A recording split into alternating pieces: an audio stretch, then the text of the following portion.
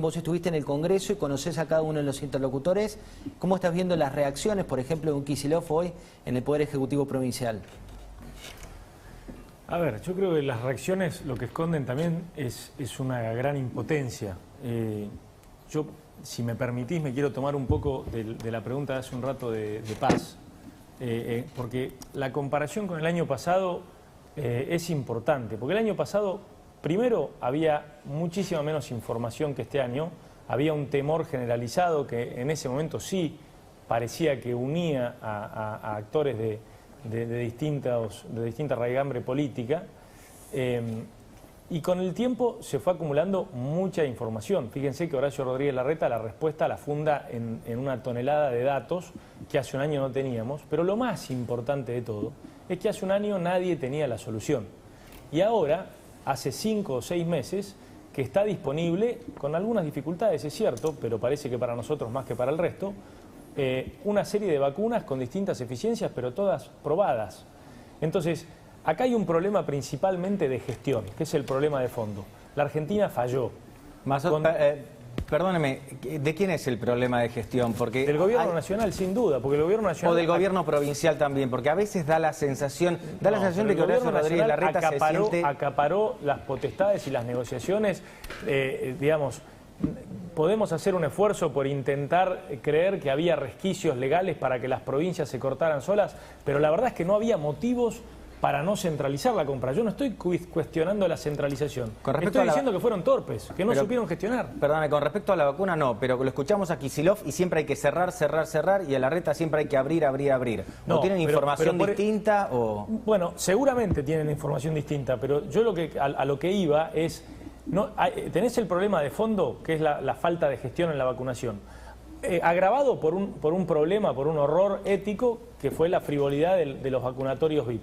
Pero todo eso termina en un problema de forma, porque ante este contexto, como decía Florencia antes, con la confianza quebrada, vos tenés que tener cierta humildad, cierto aplomo para comunicarte, primero, decir qué está pasando con las vacunas, porque hablamos como si fuera un problema pasado y es un problema presente. Seguimos sin tener la más remota idea de en qué están las negociaciones, porque lo de Richmond es una excelente noticia, no hay que ocultarla, pero es absolutamente escasa y no sabemos qué pasa con el resto de las Sputnik, con la Sinopharm, no sabemos si volvimos a reabrir conversaciones con Pfizer. Es decir, no puede ser que un gobierno no le hable de lo más crítico a la sociedad y tampoco a los gobernadores, porque vamos a decir la verdad, la pandemia ahora se bifurca. Hay países que con mucho trabajo están saliendo y están empezando a pensar en dejar de usar el barbijo y no se plantean más estos cierres porque lograron vacunar.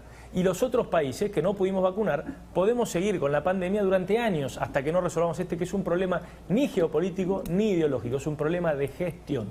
Paz. ¿Por qué el Congreso no tiene un rol más activo a la hora de delimitar cuáles son las limitaciones que puede haber en pandemia? Digo, pensemos por ejemplo en Alemania, la vemos a Merkel, pero Merkel le pide al Parlamento las restricciones. ¿Qué pasa con el Congreso en la Argentina que no toma esa responsabilidad?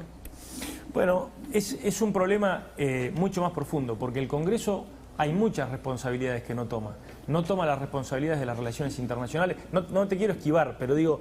La respuesta corta es, nosotros tenemos un Congreso devaluado hace muchísimo tiempo, en un país hiperpresidencialista, acostumbrado hasta hace poco tiempo a gobernar casi con mayorías automáticas en ambas cámaras. Esta idea que ahora padece, según el gobierno, pero para todos los ciudadanos es una garantía de tener un gobierno peronista además, con minoría al menos en la Cámara de Diputados, que para nosotros fue un gran desafío, pero parecía la normalidad, yo creo que ha llegado para quedarse. Nos va a costar mucho por delante volver a ver gobiernos como los de Alfonsín o los de Menem, que formaban mayorías en ambas cámaras, y esa particularidad de tantas décadas hizo que el Congreso esporádicamente fuera entregando potestades. Claro, pero también incluso el control de los DNUs, ¿no? Digo, no solamente no dictar la norma, sino no controlar los decretos que se han ido dictando. Y eso es algo que ha pasado a lo largo de los gobiernos, ¿no? Sin duda. Y el control de los DNU, que también es un abuso de regímenes hiperpresidencialistas, las relaciones internacionales, su diseño también debería tener mucha mayor injerencia del Congreso,